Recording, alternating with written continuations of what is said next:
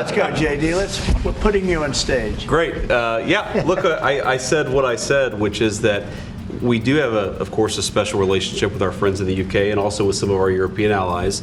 We're going to be discussing many things today. We'll be discussing Russia-Ukraine. We'll be discussing trade and lots of other items. And I think we can say that we're going to be getting along on every one of them. We've had a... But in relation to free speech in the UK, I'm very proud of our history there. Why would a man who's built his career on measured words say he'd prefer Putin over his own prime minister? Jeremy Clarkson's extraordinary outburst against Keir Starmer has shocked many, but the reasons behind it are even more revealing. When Starmer attempted to impress Trump by invoking Churchill, the same Churchill whose portrait Starmer removed from Downing Street, it highlighted a pattern of behavior that's pushing even moderate voices to extreme statements. Is this disconnect between words and actions destroying trust in British politics? Before we move on, I'd like to ask you a small favor. If you appreciate this content, please take a second to like this video and subscribe to the channel. Over 98% of you watch the videos without subscribing. It costs you nothing, but it makes a huge difference to us. So, did you click the subscribe button? Great. Thank you so much. Now back to the video. When Trump mentioned Winston Churchill during their meeting, Starmer nodded along with the enthusiasm of a true admirer. But behind this facade lies a troubling revelation about the Prime Minister's authenticity. Shortly after taking office, Starmer quietly removed Churchill's portrait from Downing Street, not for ideological reasons or to make space for another historical figure, but because he reportedly felt uncomfortable with Churchill's eyes following him around the room. But also affect American technology companies and by extension American citizens. So that is something that we'll talk about today at lunch.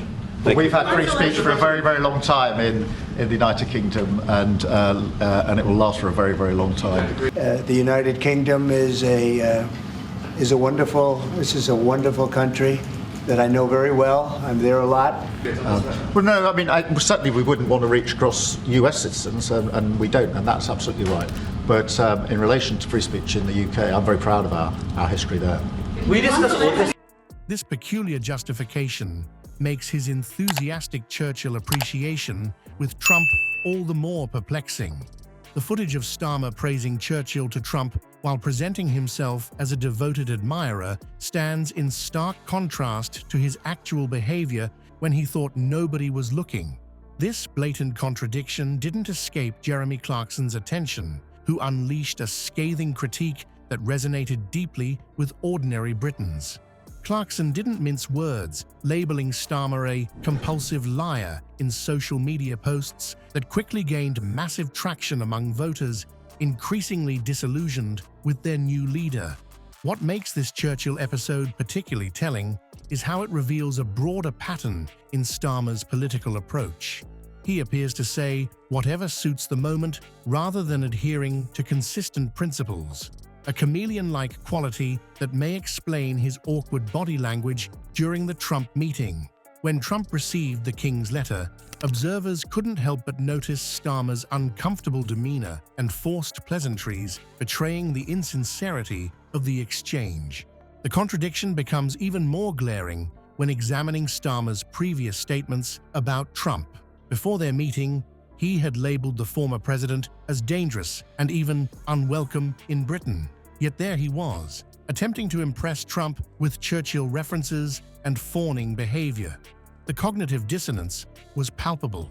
This pattern of saying one thing while doing another extends far beyond symbolic gestures with portraits. It cuts to the heart of critical policy areas affecting millions of Britons. Take free speech, for instance.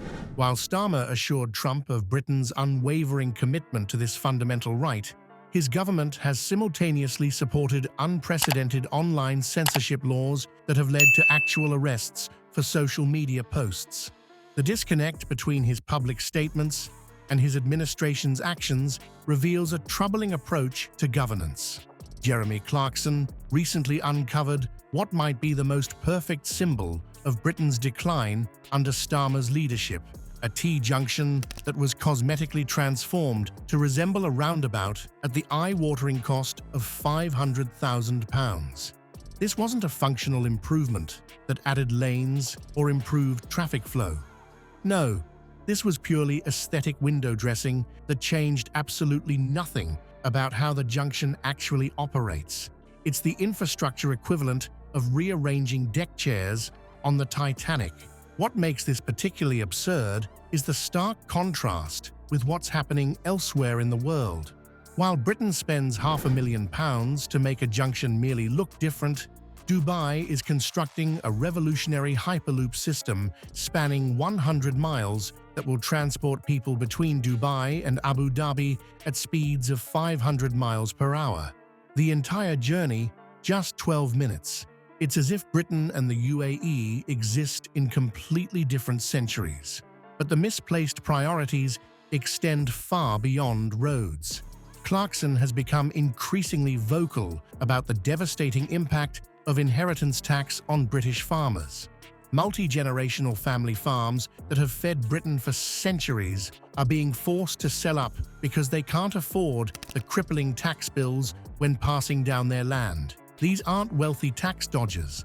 They're the backbone of Britain's food supply chain being crushed by bureaucratic indifference.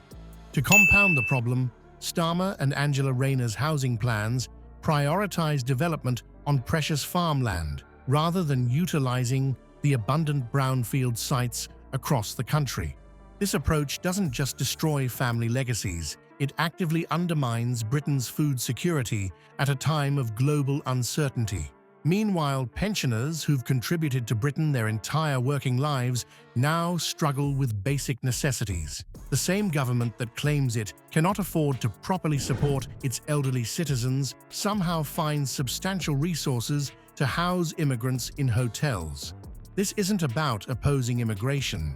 It's about fundamental fairness and priorities that seem increasingly detached from the needs of ordinary Britons. It's little wonder Clarkson's social media presence has exploded as he speaks plainly about these issues. His straightforward approach resonates deeply with people who feel abandoned by a political class more concerned with appearances than substance. The growing disconnect between Whitehall's priorities and the everyday struggles of citizens has created unprecedented levels of public frustration. What's truly at stake in Britain goes far beyond political squabbles. Jeremy Clarkson has tapped into a growing frustration that resonates with millions of ordinary citizens who feel abandoned by a government more concerned with appearance than substance. His pointed critique of Starmer reflects a deeper truth. Leadership has become a performance art where words rarely match actions. The principle of fairness Clarkson champions isn't revolutionary. It's what citizens expect from their government.